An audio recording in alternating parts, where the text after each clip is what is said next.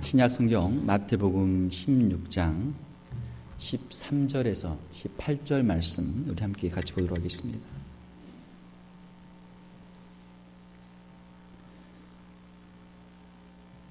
신약 성경 27페이지 마태복음 16장 13절에서 18절 저와 여러분이 한 절씩 교독하고 마지막 절은 같이 읽겠습니다.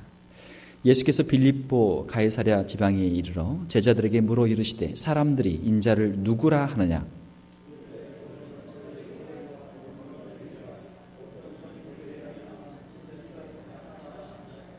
이르시되 너희는 나를 누구라 하느냐?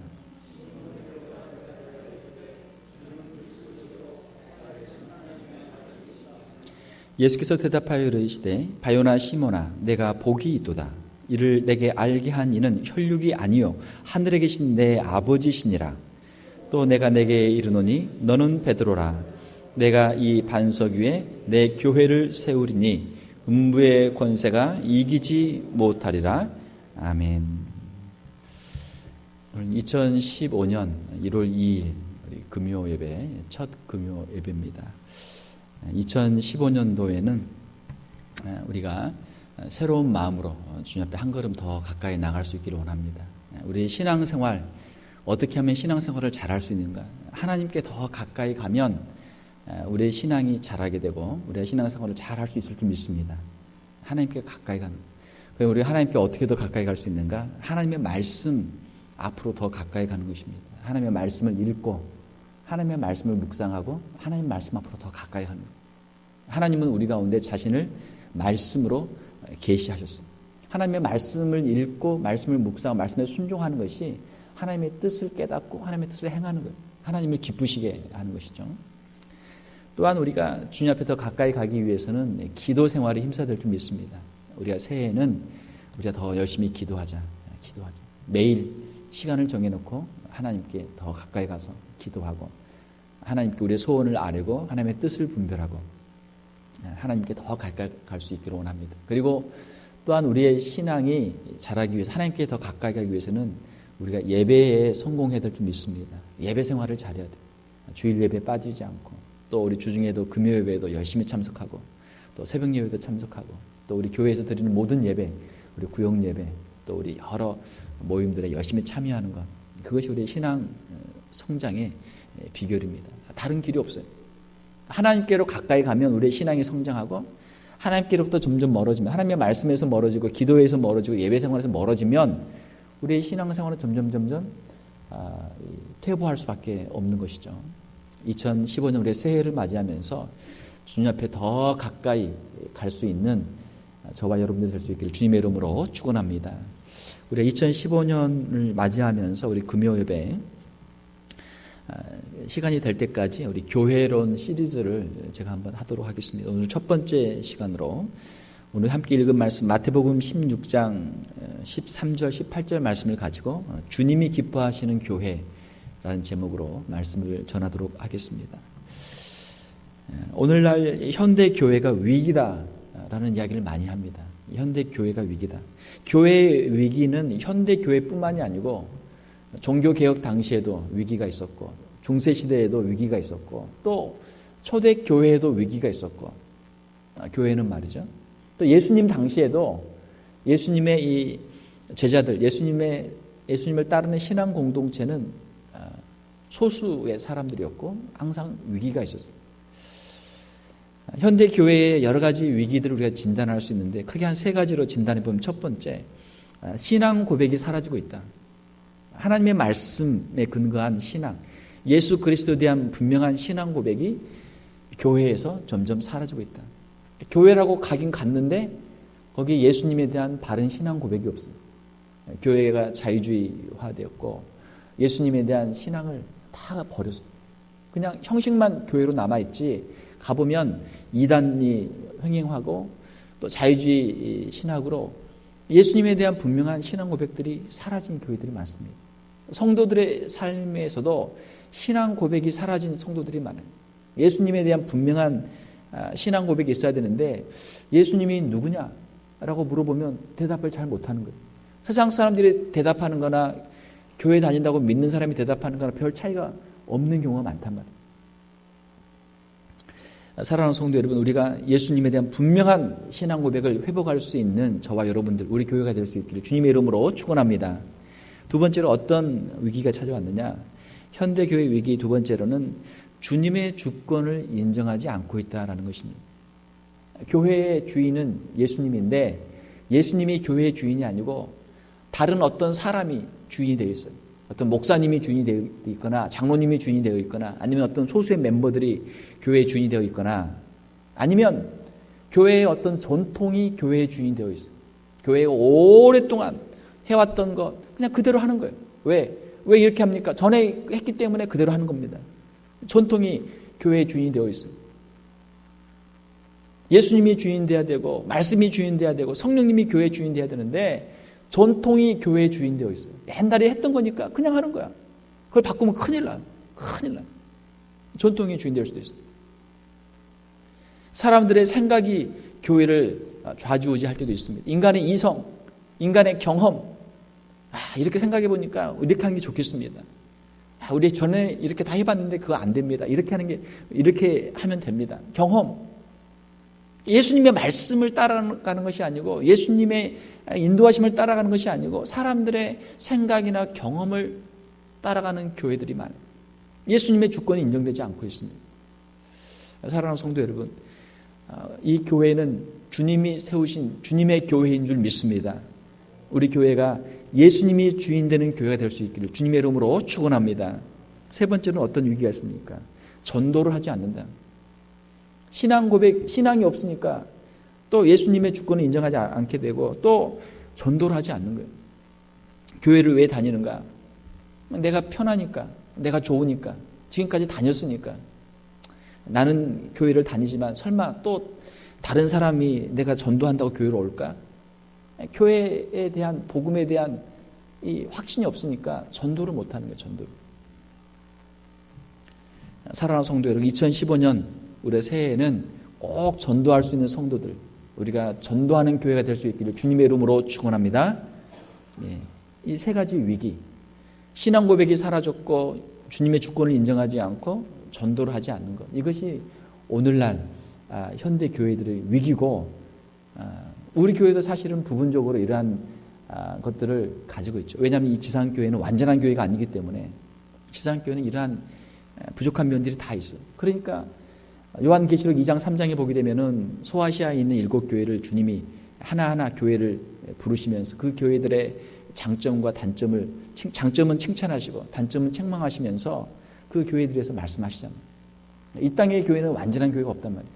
우리에게도 이러한 부분들이 있기 때문에 우리가 주의 말씀 앞으로 다시 돌아가서 우리 교회가 새로워지는 교회, 주님이 기뻐하시는 교회가 될 수 있기를 주님의 이름으로 축원합니다. 자, 오늘 말씀을 좀 더 자세히 보게 되면 첫 번째, 우리 교회가 어떤 교회가 되어야 되는가? 주님이 기뻐하시는 길은 어떤 교회인가? 첫 번째로는 따라서 한번 해봅시다. 신앙 고백이 있는 교회. 주님은 신앙 고백이 있는 교회를 기뻐하신다라는 것입니다. 16절에 보게 되면 시몬 베드로가 대답하기를 주는 그리스도시요 살아계신 하나님의 아들이십니다. 신앙 고백을 했어요.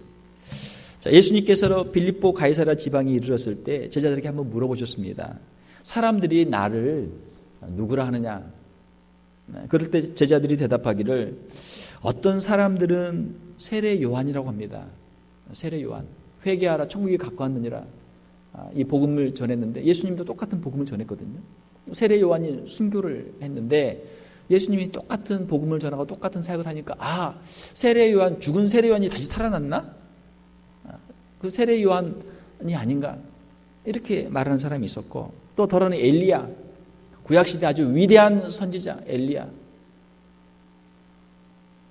하늘에서 불이 내리고 하나님의 말씀을 전했던 그 놀라운 선지자 엘리야, 이분이 엘리야가 다시 나타난 게 아닌가? 엘리야가 아닌가? 또 어떤 이는 에레미야가 아닌가? 예루살렘 성전을 향해서 눈물로 기도했던 에레미야. 예수님께서 성전을 보시고 우시며 기도하실 때 이 옛날에 있었던 그 에레미야가 다시 나타난 게 아닌가? 또 어떤 사람은 선지자 중에 하나이다. 위대한 선지자들이 많이 있었는데 그 위대한 선지자 중에 한 사람으로 이분이 다시 오신 것이 아닌가. 세례 요한이나 엘리야나 에레미야나 다 위대한 사람들이죠. 다 위대한 하나님의 종들이. 그러나 예수님은 이러한 위대한 하나님의 종들과는 비교할 수 없는 분이신 줄로 믿습니다. 이것이 우리의 신앙 고백이. 예수님을 단지 훌륭한 사람의 한 분으로 우리가 생각하게 되면 예수님에 대한 올바른 신앙 고백을 할 수 없어요.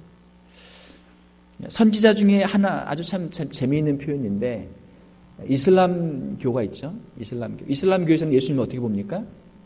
이슬람교도들은 예수님을 위대한 선지자 중에 한 사람으로 보는 거예요. 모세도 위대한 선지자고 예수님도 위대한 선지자고 위대한 선지자들이 많이 있었다는 거예요. 아브라함도 위대한 선지자고 말이죠. 위대한 선지자들 중에 예수님도 한 분이었다. 이게 이슬람교의 평가입니다.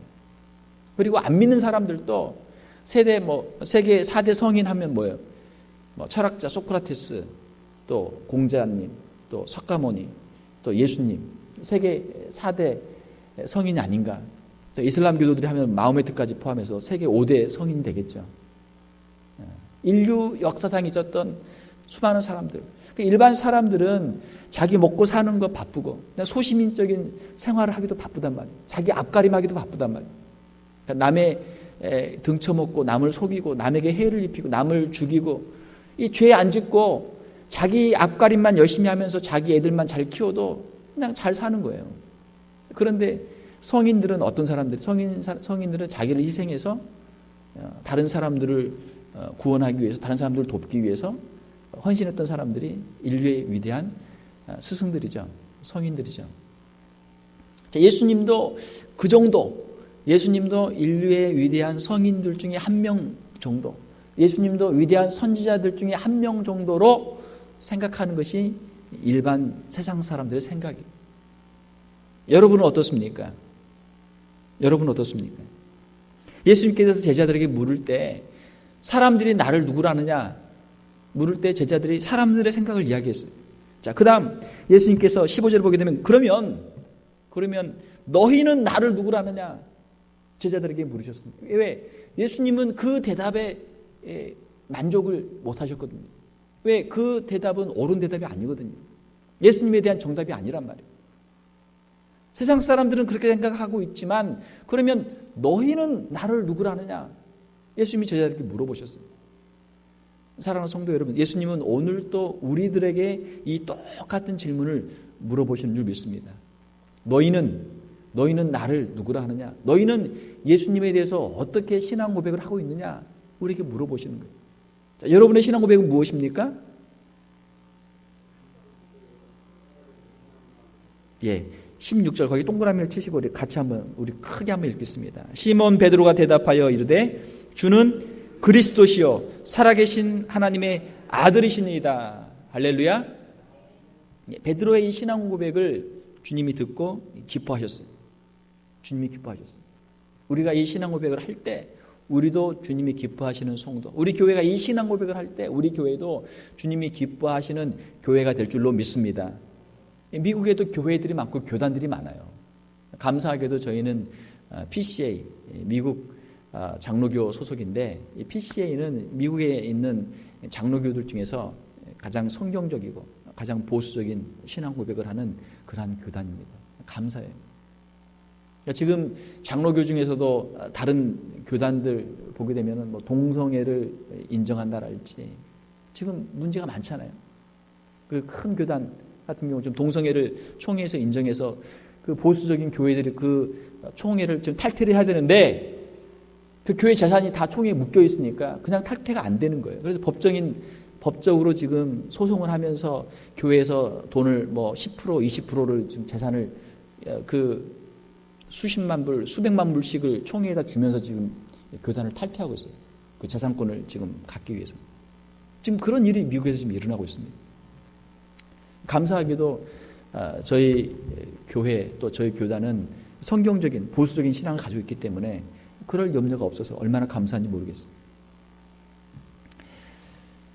신앙 고백을 바로 할 수 있는 교회, 신앙 고백을 바로 할 수 있는 성도들, 주님이 기뻐하시는 성도요 교회라고 하는 것입니다. 여기에서 베드로가 고백했던 주는 그리스도시요. 그리스도는 무슨 뜻입니까? 그리스도는 이제 헬라어고 히브리어로 똑같은 단어가 있는데, 뜻이 똑같은 단어가 있는데, 메시아. 따라서 해봅시다. 메시아. 네, 옆에도 무슨 그 메시아 장로교회 있잖아요.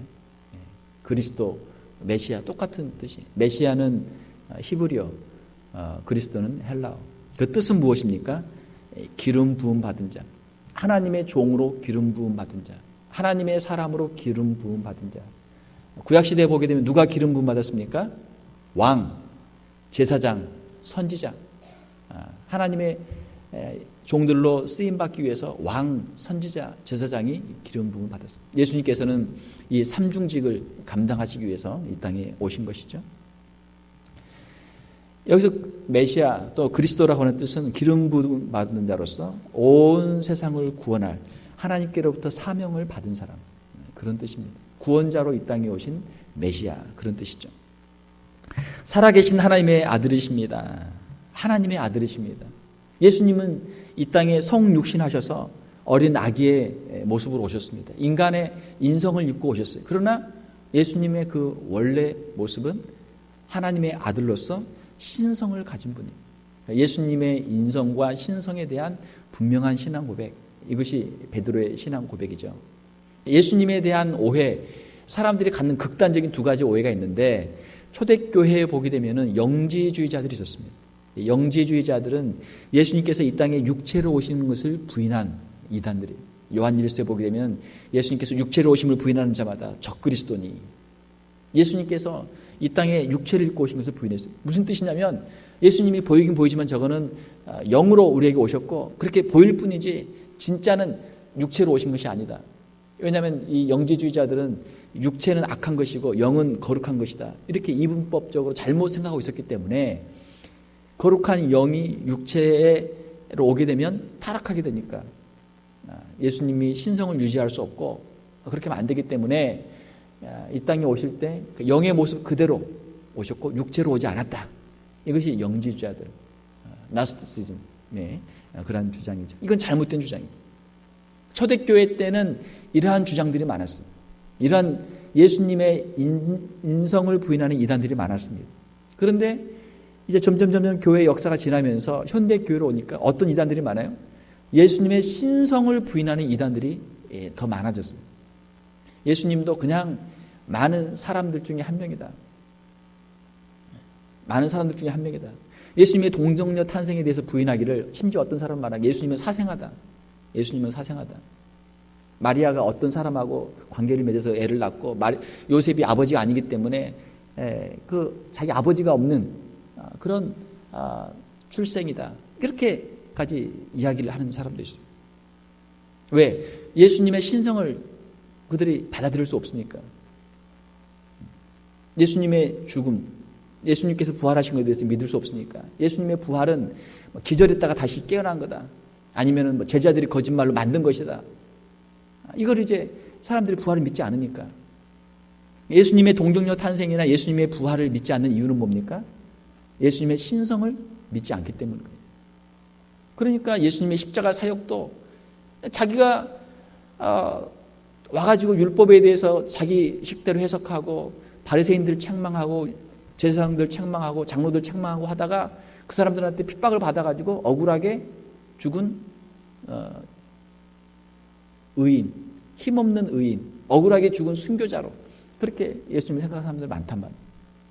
왜? 예수님의 신성을 믿지 않기 때문에. 그러면 예수님의 죽음과 우리와 무슨 관계가 있어요? 아무 관계 없는 거예요. 예수님은 그냥 단지 한 의인으로, 한 선지자로, 한 고난받는 종으로 왔다가 그냥 자기 뜻을 이루지 못하고 비명 행사하고 젊은 나이에 비명 행사하고 죽은 불쌍한 젊은 청년, 그렇게 끝나는 거예요. 그게 사람들이 생각하는 예수님에 대한 상이에요. 여러분도 그렇게 생각하십니까? 아니죠. 아닙니다. 예수님은 하나님의 아들로 이 땅에 오셨고 동정녀를 통해서 탄생하셨고 또 하나님의 천국에 대해서 하나님의 말씀을 우리에게 전해주셨고 십자가에서 우리의 죄를 대신하여 죽으셨고 죽으신 지 3일 만에 다시 부활하셨고 부활 승천하셨고 예수님께서는 영광 중에 다시 이 땅에 재림하실 줄로 믿습니다. 이것이 우리 교회의 신앙 고백이고 우리 성도들의 신앙 고백이에요. 그런데 이 신앙 고백이 2000년의 시간이 지나면서 점점 퇴색이 돼가지고 이제는 예수님에 대한 이 신앙을 찾기가 어려워요. 교회 안에서 신앙을 찾기가 어려워요. 이것을 전하는 목사들을 보기도 어려워요. 지금 그렇게 됐어요. 베드로가 고백했던 주는 그리스도시요 살아계신 하나님의 아들이십니다. 하나님의 아들이십니다.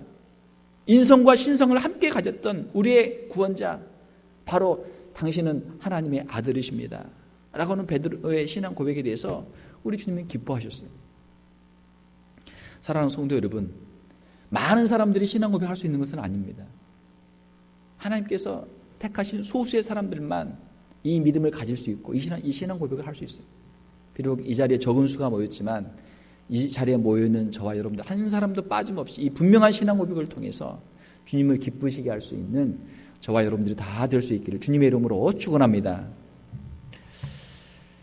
마태복음 10장 32, 33절에 보게 되면 누구든지 사람 앞에서 나를 시인하면 나도 하늘에 계신 내 아버지 앞에서 그를 시인할 것이요 누구든지 사람 앞에서 나를 부인하면 나도 하늘에 계신 내 아버지 앞에서 그를 부인하리라. 예수님에 대한 분명한 신앙 고백이 얼마나 중요한 것입니까? 우리가 사람들의 핍박이 두려워서 우리가 사람들 앞에서 부끄러워서 우리의 신앙 고백을 하지 못하게 되면 주님도 천국에서 우리를 모르겠다. 주님이 그렇게 말씀하신답니다. 사랑하는 성도 여러분, 분명한 신앙 고백을 퍼블릭하게 많은 사람들 앞에서 할 수 있는 저와 여러분들이 될 수 있기를 주님의 이름으로 축원합니다. 로마서 10장 10절에 보게 되면 사람이 마음으로 믿어 의에 이르고 입으로 시인하여 구원에 이르느니라. 마음으로 먼저 믿어야 돼요. 그리고 그것을 입으로 시인해야 돼요. 그래야 구원을 받는 거예요. 우리가 세례를 줄 때 항상 신앙을 물어보고 신앙 고백을 하게 하죠.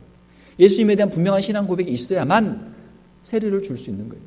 자, 그런데 문제는 신앙 고백이 없는 사람들이 교회 안에 많이 들어오게 됐어요. 신앙 고백을 예수님을 믿지 않는 사람들도 세례를 받고 예수님을 믿지 않는 사람들도 집사가 되고 예수님을 믿지 않는 사람들도 장로가 되고 예수님을 믿지 않는 사람들도 목사가 되고 하니까 교회가 신앙 고백이 없는 교회가 돼버리고 말았단 말이에요. 신앙 고백이 없는 교회. 우리가 예수님에 대한 분명한 신앙 고백을 하고 예수님을 주로 고백하고 그리스도로 고백하고 우리의 삶을 주님 앞에 드릴 수 있는 저와 여러분들이 다 될 수 있기를 주님의 이름으로 축원합니다. 자, 그런데 17절에 보게 되면은 예수께서 대답하여 이르시되 바요란 시몬아 내가 복이 있도다. 내가 복이 있도다. 이를 내게 알게 하는 이는 혈육이 아니요 하늘에 계신 내 아버지시니라. 이것은 사람들을 통해서 배울 수 있는 게 아니에요. 부모님을 통해서 배울 수 있는 게 아니에요. 이 신앙은 하나님께서 그에게 주셔야만 그가 할 수 있는 고백이 바로 이 신앙 고백이에요. 성경에 보게 되면 에베소서 2장 8절에 보게 되면 너희는 그 은혜에 의하여 믿음으로 말미암아 구원을 받았으니 이것은 너희에게서 난 것이 아니요 하나님의 선물이라. 우리에게 있는 이 믿음, 우리에게 있는 이 구원, 이것은 하나님이 주신 선물이라. 사랑하는 성도 여러분, 이 자리에 있는 저와 여러분들이 얼마나 복된 사람들입니까? 진짜 복받은 사람들. 왜? 예수님에 대한 분명한 신앙 고백을 하고 있으니까. 하나님께서 우리에게 주신 그 믿음, 하나님이 우리에게 주신 그 구원을 선물로 받은 사람들이니까 얼마나 참 귀한 사람들입니까? 얼마 전에 이제 작년에 있었던 세계 10대 뉴스를 제가 이렇게 보는데 그 중에 하나가 뭐냐면 유럽에서 쏘아 올린 그 우주 탐사선이 해성에 도착해서 거기서 사진을 찍어서 우주를 통해서 지구에 전송한 사진을 보냈는데 이것이 이제 작년 세계 10대 뉴스 중에 하나로 이제 이게 됐습니다. 올라와 있어요. 지구에서 해성까지 거리가 얼마나 멀어요. 우리가 상상할 수 없는 거리예요. 거기에다 그걸 보내가지고 거기에 도착해서 사진을 찍어서 보낸 거예요. 사람들이 우주를 지금 찾고 있어요. 우리가 이 살고 있는 우주가 얼마나 넓은 것인가. 우리는 그 우주가 넓다는 것을 숫자로 아무리 이야기를 해도 우리는 이해할 수 없어요. 그런 천문학적인 숫자이기 때문에 우리는 머리로는 이해할 수가 없어요.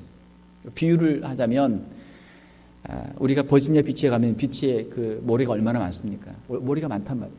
그러면 그 모래 하나가 지구라면 그 펼쳐 있는 버지니아 비치가 우주란 말이에요. 우주가 아마 더 넓겠죠. 비유를 들자면 그 정도 되는 거예요. 그 넓은 버지니아 비치에 모래가 하나 있는데 우리 지구가 작은 모래 하나고 그 모래 속에 이렇게 70억의 인구가 따닥따닥 붙어가지고 서로 이렇게 아웅다웅 살고 있고 이 넓은 우주에 지구로부터 떨어진 곳에 그 수많은 스페이스 공간들이 있고 또 행성들이 있고 별들이 있는데 그걸 지금 천체 망원경을 통해서 뒤지고 있는데 생명체가 있습니까 없습니까? 없어요. 아직까지 못 찾았어요. 못 찾았어요. 우리 자신을 보면 옆에 있는 사람들 보면 참 이 지질이 못난 인간 어떻게 이렇게 살고 있나. 우리 자신을 봐도 그렇고 옆에 있는 사람을 봐도 우리가 그렇지만 우주를 보면 어때요? 우주를 아무리 뒤져도 우주에는 생명체가 없단 말이에요. 생명체. 개도 한 마리 없어요. 우주에. 사람들이 만든 영화에서는 이제 개 우주인이 오기도 하지만 그건 영화고 실제로는 없단 말이에요. 아무도 없단 말이에요. 우주에 아무것도 없어요. 아무것도 없어요. 생명체는 아무것도 없어요. 그러니까 저와 여러분들은 우주적인 관점에 봤을 때는 그 우주에서 신비, 우주의 미스테리, 우주의 미러클, 우리는 우주의 기적이 우주의 신비예요. 우리가 우주를 안 가봐서 아유 나는 뭐 별 볼일 없는 인간이다 이렇게 생각하고 있지 우주를 나가보면 내가 이 우주에서 얼마나 귀한 사람인가를 깨닫게 되는 거예요. 그렇잖아요. 그렇게 그 넓은 우주에 생명체 하나 없는데 이렇게 잘난 인간이 살고 있는데 얼마나 대단한 존재. 하나님께서 우리를 그러한 신묘막측한 존재로 우리를 만드신 줄 믿습니다. 과학이 발달하기 전에는 우리 인간이 얼마나 위대한 존재인지 얼마나 참 대단한 존재인지 하나님이 얼마나 우리를 참 아름다운 존재로 만드셨는지 이걸 우리가 모른단 말이에요. 그러나 점점점 과학이 발달하고 우주를 탐사하고 나서 보니까 하나님이 만드신 이 지구가 이렇게 아름다운 곳이구나. 에덴 동산이 따로 있는 게 아니고 이 지구 자체가 에덴 동산이잖아요. 하나님께서 만드신 우리 인간이 살 수 있는 것. 우주에 가면 공기도 없고 물도 없고 아무것도 없는데 어떻게 살아요 거기서. 거기에 과일도 없고 아무것도 없는데 먹을 것도 없는데. 우리에게 주신 이 귀한 생명, 귀한 시간 우리가 낭비하지 않고 허송세월하지 않고 하나님 앞에서 우리 인생을 가장 귀하고 아름답게 살아드리고 영원한 천국을 위해서 살고 또 주님이 우리를 부르실 때 주님 앞에 서서 영원한 천국에 우리가 이해할 수 없는 하나님께서 만드신 영원한 천국 그래서 아름다운 영생의 복을 누리는 저와 여러분들 될 수 있기를 주님의 이름으로 축원합니다. 자, 지구에 70억의 수많은 사람들이 있지만 예수님에 대한 분명한 신앙 고백을 하고 있는 사람들이 몇 사람이나 되는가? 그렇게 많지 않단 말이에요. 그렇게 많지 않아요.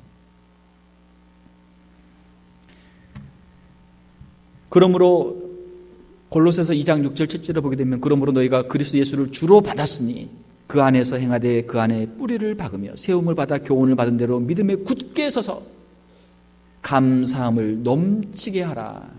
감사함을 넘치게 하라. 예수님에 대한 신앙 고백이 있는 사람, 하나님 창조 하나님을 믿는 사람, 하나님의 그 주권과 섭리를 믿는 사람, 하나님의 그 심판과 영원한 천국과 내세를 믿는 사람, 우리의 마음속에 감사가 넘치죠. 감사할 수밖에 없어요. 우리가 기도하는 제목들이 많이 있지만 이 세상에서 구하는 우리의 집이나 우리의 직장이나 또 우리의 자녀나 이 세상에서 우리가 갖기를 원하는 돈이나 시간이나 이거는 비교할 수 없는 거예요. 하나님이 우리에게 주신 이 영생의 복과는 비교할 수가 없는 거예요. 비교할 수 없어요. 우리는 이미 하나님께로부터 큰 복을 받은 사람들인 줄 믿습니다. 그러니까 감사가 넘쳐야 돼요. 감사.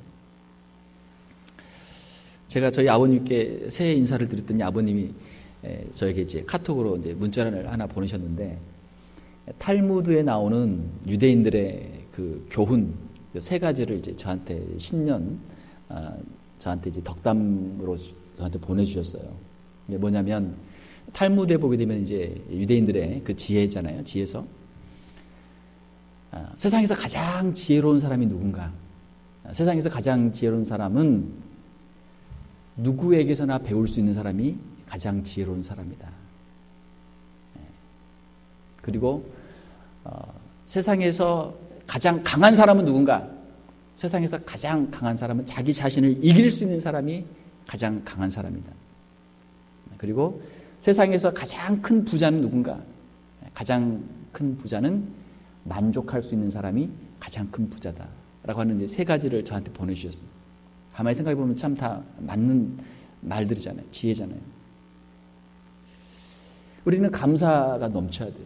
감사해야 돼요. 왜? 우리는 이미 하나님께로부터 큰 복을 받았으니까. 우리에게 주신 생명도 있죠. 이 인생의 기회도 있죠. 우리에게 무엇보다도 예수님에 대한 신앙 고백, 영생에 대한 소망. 얼마나 감사합니까? 이렇게 큰 복을 받았는데 세상에 그 제일구리한 거, 큰 복을 받은 사람이 애들 갖고 노는 조그만 장난감 같은 거, 그거 가지고 우리가 부러워하면 되겠어요? 그건 아니죠. 그건 아니란 말이에요. 예수님께서 베드로에게 축복하십니다. 내가 복이 있도다. 내가 복이 있도다. 이 신앙 고백을 한 저와 여러분들, 베드로와 같이 예수님께로부터 복을 받는, 예수님께로부터 칭찬받는 저와 여러분들이 다 되시기를 주님의 이름으로 축원합니다. 주님이 기뻐하시는 교회는 어떤 교회인가? 18절에 보게 되면 또 내가 내게 이르노니 너는 베드로라. 내가 이 반석 위에 내 교회를 세우리니 음부의 권세가 이기지 못하리라. 주님께서는 내 교회를 세운다 말씀하십니다. This is my church. 내가 이 교회를 세우고 내가 이 교회의 주인이다. 주님이 말씀하시는 거예요. 주님이 주인 될 때 그 교회가 주님이 기뻐하시는 교회가 될 줄 믿습니다. 그러니까 여러분이 집 주인이에요. 여러분 집 주인인데 가서 봤더니 딴 사람이 와서 거기서 자기가 주인인 양 행사하며 살고 있어요. 그럼 어떻게 하겠어요? 여러분 화가 나겠죠. 내쫓든지 경찰을 부르든지 할 거 아니에요. 예수님이 이 교회의 주인인데 어떤 이상한 사람이 딱 자리를 잡고 내가 이 교회의 주인이다 행사하고 있으면 주님이 그거 가만두시겠어요? 가만두시지 않는단 말이에요. 예수님이 교회의 주인인 줄 믿습니다. 예수님이 교회의 주인이. 내가 이 반석 위에 교회를 세운다. 이 반석은 헬라어로 페트라라는 단어가 사용됐습니다. 페트라라는 단어는 이 반석이라는 뜻인데 여성형이에요. 헬라어에는 남성, 여성, 중성이 있어요. 남자를 가리킬 때는 남성을 쓰고 여자를 가리킬 때는 여성을 쓰고 어떤 사물을 가리킬 때는 중성을 써요. 그런데 이제 여기서는 그럼 페트라는 도대체 뭐냐? 여성형 페트라는 도대체 뭐냐? 이것은 베드로가 아니고 베드로는 페트로스예요. 만약에 베드로를 반석으로 했으면 페트로스라는 단어를 써야 돼요. 남성형 단어를 써야 돼요. 그러나 페트로스 남성형이 아니고 페트라라고는 여성이 쓰여졌어요. 그러니까 이것은 베드로가 아니고 베드로가 했던 바로 그 신앙 고백 주는 그리스도시요 살아계신 하나님의 아들이시라는 그 신앙 고백 위에 내가 교회를 세운다. 주님이 말씀하시는 거예요. 베드로 위에 교회를 세워서 뭐 하겠어요? 베드로는 얼마나 연약한 사람입니까? 예수님을 3번이나 또 부인하고 말이죠. 예수님 저주까지 하게 되는데 그건 아니란 말이에요. 베드로의 신앙 고백 위에 교회를 세우고 교회에 들어올 때는 어떻게 해요? 신앙 고백을 하는 사람만 교회 회원권을 가질 수 있도록 그렇게 하는 것이죠. 교회를 세운다. 교회는 헬라어로 보게 되면 에클레시아라는 뜻은 세상으로부터 부름을 받은 사람들의 모임이다. 그런 뜻이에요. 하나님께서 부르신 거예요. 세상 많은 사람들에게 하나님께서 교회로 와라. 그랬더니 몇 사람이 왔어요. 대부분은 안 오고 몇 사람이 왔어요. 그 온 사람들이 교회예요. 그 온 사람들. 예수님의 그 신앙 고백을 가지고 하나님의 부르심에 순종해서 모인 사람들의 모임을 에클레시아라고 해요. 교회라고 그래요. 이 교회의 절대 통치권은 바로 오직 예수 그리스도에게만 있는 것이죠. 그러므로 예수 그리스도 외에 어떤 개인이나 어떤 사람을 절대화하는 것, 또 그 사람을 우상화하는 것은 큰 잘못이에요. 교회를 사유화하면 안 돼요. 이단들의 가장 큰 특징은 무엇입니까? 예수님 대신에 다른 어떤 사람을 그 교회의 우두머리로 지도자로 세우는 거예요. 그리고 그 사람을 따라가는 거예요. 예수님의 말씀이 아니고 그 사람의 말을 따라가는 거예요. 그러면 이단 되는 거예요. 그게 이단이에요. 예수님께서 기뻐하시는 교회는 주님이 주인 되시는 교회인 줄 믿습니다. 우리 교회 워싱턴 한인 장로교회가 예수 그리스도를 머리로 예수 그리스도의 말씀, 예수 그리스도의 그 본을 따라가는 교회가 될 수 있기를 주님의 이름으로 축원합니다. 세 번째로 주님이 기뻐하시는 교회는 어떤 교회입니까? 18절 후반부에 보게 되면 주님이 말씀하시기를 내가 이 반석위에 내 교회를 세우르니 음부의 권세가 이기지 못하리라. 이 음부라는 단어는 헬라어로 하데스라는 단어예요. 하데스는 원래 뜻은 보이지 않는 곳, 보이지 않는 곳이라는 뜻이고 이제 나중에는 그 뜻이 발전해서 죽은 사람들이 가는 곳이 바로 이 하데스예요. 죽은 사람들이 가는 곳. 그러니까 음부의 권세는 죽음의 권세죠. 사망의 권세. 죽음의 권세가 이 교회를 이기지 못하리라. 아무리 핍박을 해도 교회가 성도들의 순교를 해도 이 교회의 권세를 이기지 못하고 이 교회가 마침내 승리하게 될 것이다 말씀하시는 것입니다. 예수님이 복음을 전할 때 예수님을 핍박하고 예수님을 십자가에 못 박았습니다. 예수님을 죽이면 이것이 끝날 줄 알았어요. 그러나 예수님께서는 부활을 통하여 사망의 권세를 이기시고 주님은 다시 부활하셨습니다. 주님이 다시 승리하셨어요. 주님이 승리하셨어요. 사랑하는 성도 여러분, 예수님을 믿는 성도들, 예수 그리스도의 생명에 함께 동참한 성도들, 우리가 사망의 권세를 이기고 이 부활에 함께 동참하게 될 줄 믿습니다. 이것이 우리 성도들의 믿음이에요. 우리의 믿음은 이 세상에서도 우리가 형통함을 우리가 기도하지만 그것은 작은 거예요. 너무나 작은 거예요.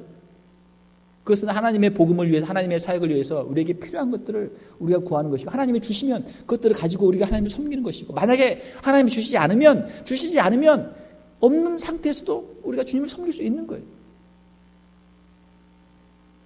성도들은 자신의 생명을 걸고 복음을 전하고 교회를 지키고 자기들의 신앙을 지켰습니다. 이것이 교회의 역사예요. 오늘 우리가 21세기 미국에 살면서 우리는 평안하다. 우리는 아무 문제 없다.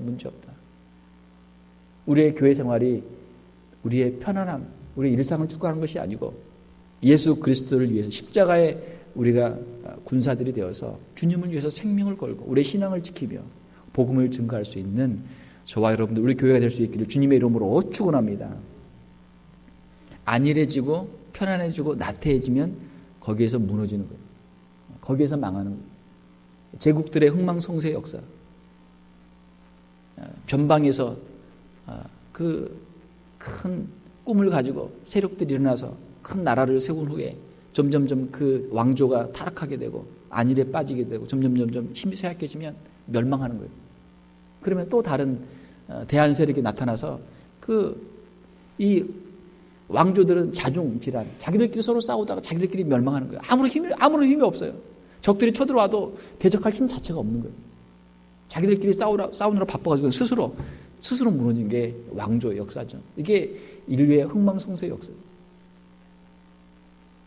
우리 교회가 어떻게 하면 주님이 기뻐하시는 교회가 될 수 있는가? 어떻게 하면 생명력이 역동할 수 있는 교회가 될 수 있는가? 주님이 주신 이 음부의 권세, 사망의 권세를 이기는 그 능력, 그것을 가지고 우리가 복음을 전하는 교회가 되어야 될 줄 믿습니다. 이 권세라는 단어는 헬라어로 필레라는 단어예요. 필레는 뭐냐면 성문이라는 단어예요. 성문. 사망의 성문, 사망의 이 대문이 교회를 이기지 못할 것이다. 무슨 말입니까? 옛날에 성이 있으면 성문들이 있어요. 악한 사탄 마귀가 많은 영혼들을 성 안에 가둬놓고 성문을 다 닫아놓고 지금 사망의 권세 가운데 그들을 다스리고 있어요. 그들을 지금 끌고 가고 있어요. 예수 그리스도의 복음이 증거되면 그 복음의 전파를 통해서 그 복음을 듣고 영혼들이 구원을 받는 거예요. 마치 성문을 부수고 그 성에 있는 잡혀있는 사람들, 포로들을 구해오는 것처럼 사망의 권세 안에 있는 그 영혼들을 구원하기 위해서 복음을 증거하고 그 음부의 권세, 사망의 권세, 그 대문을 깨뜨리고 영혼들을 구원해 오는 거예요. 예수님에 대한 신앙이 천국의 열쇠입니다. 내가 천국의 열쇠를 내게 준다. 19절에 그렇게 말씀하고 있는데 천국의 열쇠는 무엇입니까? 예수 그리스도에 대한 신앙 고백이에요. 주는 그리스도시요 살아계신 하나님의 아들이십니다라고 하는 신앙 고백이 있으면 천국의 문이 열리는 거예요. 예수님에 대한 신앙 고백을 가진 저와 여러분들은 천국의 열쇠를 가지고 있는 줄로 믿습니다. 열쇠를 가지고 있어요. 열쇠를 베드로의 신앙 고백에 베드로에게 주셨는데 베드로뿐만이 아니고 우리 모든 교회, 우리 모든 성도들에게 이 천국의 열쇠를 주신 거예요. 예수님에 대한 신앙 천국의 열쇠예요. 천국의 열쇠를 가진 우리는 천국의 문을 열고 들어갈 수 있지만 우리뿐만이 아니고 또 다른 사람들도 천국에 들어가도록 하는 그런 사명이 우리에게 있는 것이죠. 복음 전파의 사명이 중요한 거예요. 만약 성도가 복음을 전파하지 않는다면 복음을 듣지 못하고 사람들이 복음을 믿지 못하게 되고 구원을 받지 못하게 되는 것이죠. 이번에 뉴스그룹 아이들이 수련회를 갔다 왔어요. 제 아들을 이제 갔다 와서 제가 물어봐서 찬영이한테 수련회 잘 갔다 왔어? 잘 갔다 왔대요. 그래서 이번 수련회 가서 뭐 어떤 배운 게 있느냐, 뭐 깨달은 게 있느냐 했더니 자기가 복음을 듣지 못하고 죽어가는 사람들이 많다라고 하는 것을 이번에 들었대요. 그래서 자기가 신학교를 가고 싶다는 거예요. 큰일 났습니다. 아들이 하나밖에 없는데 아들이 둘이면은 신학교 하나 보내고 하나는 데리고 살면 되는데 큰일 났어요. 신학교를 가고 싶다는 거예요. 제가 신학교 가서 목사 되는 건 괜찮은데 아들이 신학교 간다니까 눈앞이 캄캄해지는데 복음을 듣지 못하고 죽어가는 사람들이 너무나 많기 때문에 자기가 복음을 전하기 위해서 목사가 되고 싶다는 거예요. 그리고 자기가 지금 세컨 랭귀지로 지금 일본어를 배우고 있는데 일본에 가서 선교를 하고 싶다는 거예요. 왜 일본에 가냐? 거기 복음 전파도 힘들고 어려운데 거기가 제일 복음 전파가 힘들고 어렵고 선교가 어려우니까 자기가 거기를 한번 가서 해보고 싶다 그런 마음이 있대. 모르죠. 이제 나중에 이제 어떻게 마음이 변할지 크면서. 사랑하는 성도 여러분, 우리에게 복음 전파의 사명이 있어요. 복음 전파의 사명. 디모데후서 4장 2절을 보게 되면 너는 말씀을 전파하라. 때를 얻든지 못 얻든지 항상 힘쓰라. 우리가 복음을 전하면 그 복음을 듣는 사람이 구원받을 수 있고 우리가 복음을 전하지 않으면 그 사람은 복음을 듣지 못하고 죽는 거예요. 말씀을 맺겠습니다. 주님은 전도하는 성도들을 기뻐하십니다. 전도하는 교회를 주님이 기뻐하세요. 전도의 사명을 우리에게 주셨어요. 우리가 순종하면 주님이 기뻐하시고 주님이 아무리 말씀하고 우리가 매 주일마다 예배 끝날 때마다 아무리 박수치며 찬양을 불러도 우리가 전도하지 않고 순종하지 않고 귀 막고 있으면 이 녀석 노래는 잘하네. 박수치고 노래는 잘하네. 그게 아니잖아요. 우리가 바른 신앙 고백을 통해서 우리가 신앙인의 삶을 살고 주님을 우리 교회의 주인으로 인정하며 주님의 주권을 인정하며 주님이 기뻐하시는 교회가 되도록 하고 또한 특별히 우리 새해 2015년 우리 마음에 한번 결심하면 좋겠습니다. 특별히 오늘 금요 예배에 나오신 분들은 저와 여러분들 우리 마음속에 한번 결심하면 좋겠습니다. 주님 저도 전도하는 삶을 살겠습니다. 오늘 2015년 새해에는 저도 한 가정 꼭 놓고 기도하고 꼭 전도하겠습니다. 한번 따라서 해보세요. 새해에는 한 가정 놓고 기도하고 꼭 전도하겠습니다. 주님 도와주세요. 네, 주님 도와주세요. 우리의 마음의 소원만 가지고는 안 되잖아요. 우리가 또 순종하고 실천하고 헌신해야 되는데 쉽지 않거든요. 한 사람 전도하는 게 얼마나 힘들겠어요. 만약 우리가 열심히 전도해가지고 내년 2016년 1월 첫 주에 금요일에 우리가 예배드릴 때 그 2배로 차면 얼마나 좋겠어요.